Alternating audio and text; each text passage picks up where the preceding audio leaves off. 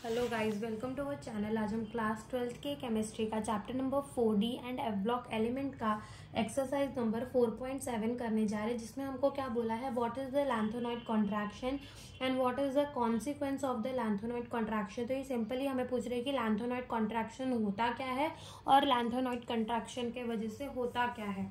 ठीक है, अब सबसे पहले बात करें हम अपने लैंथोनॉइड कॉन्ट्रैक्शन की।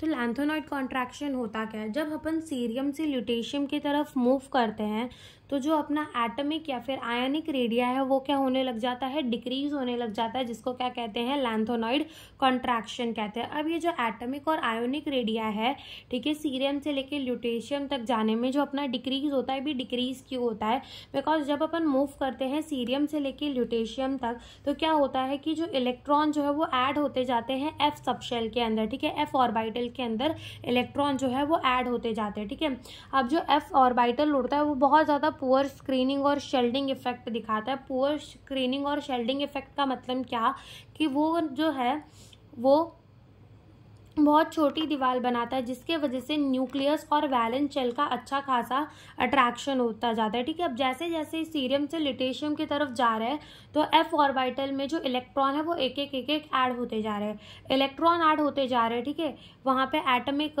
नंबर यानी कि न्यूक्लियर का चार्ज भी तो इंक्रीज हो रहा होगा।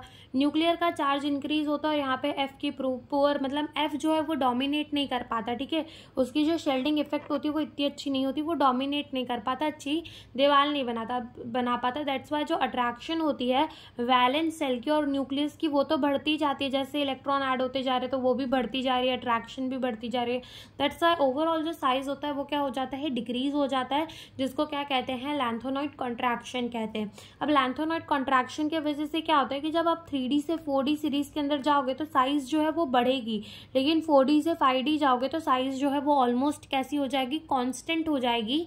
और ये जो ट्रेंड है ना, हमारा जो डी ब्लॉक एलिमेंट है वो group number 3 to group number 12 है, लेकिन ये जो ट्रेंड है कि 3D से 4D जाओ तो साइज बढ़ेगी, 4D से 5D जाओ तो साइज कैसे हो जाएगी, ऑलमोस्ट कांस्टेंट हो जाएगी, वो ग्रुप नंबर 4 से वैलिड होता है। ठीक है, और इसके वजह से जो हमारा भी है, जैसे कि इसका एग्जांपल होता है जिरकोनियम और हैप्थेनम, जिसकी साइज जो है वो ऑलमोस्ट कैसी हो जाती है, कांस्टेंट हो जाती है। अब ये जो एलिमेंट है इनकी साइज जो होती है वो कैसी हो जाती है, ऑलमोस्ट कांस्टेंट हो जाती है। तो ये सिमिलर केमिकल प्रॉपर्टी भी दिखाते हैं। तो इसका आंसर हम कैसे लिखेंगे, हम लिखेंगे lanthanoid contraction, there is the overall decrease in the atomic or ionic radii, this is called the lanthanoid contraction and it is a unique feature in the chemistry of the लैंथोनॉइड।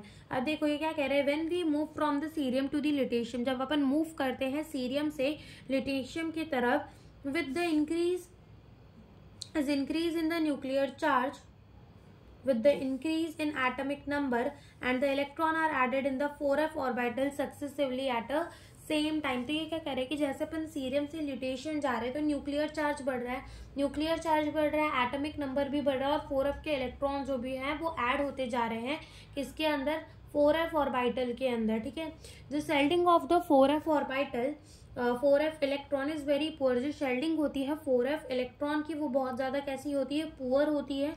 And the nuclear charge increase, और nuclear का charge क्या होता है, बढ़ता है with the atomic number. अब जैसे जैसे एटमिक नंबर बढ़ रहा है तो न्यूक्लियर का चार्ज बढ़ रहा है, so there is a constant decrease in the size of the atom ion because of the poor shielding of the 4f electron and this is known as a lanthanoid contraction. तो इसी को क्या कहते हैं, lanthanoid contraction. Consequence of the lanthanoid contraction क्या है, the atomic radii of the second and the third, यानी कि ये किसकी बात कर रहा है, ये बात कर रहा है 4D की और ये बात कर रहा है 5D की। ठीक है, transition series are similar because of the lanthanoid contraction, जैसे ZR और HF का। These elements show very similar chemical property and hence they are very difficult to separate. Second consequence क्या है कि जो एलिमेंट होते हैं ना, थर्ड ट्रांजिशन, देखो थर्ड ट्रांजिशन सीरीज के वो एबनॉर्मली क्या दिखाते हैं, हाई डेंसिटीज दिखाते हैं बिकॉज ऑफ दी लैंथोनॉइड कॉन्ट्रैक्शन। तो यही हमसे इस क्वेश्चन में पूछा था। Thank you for watching the video.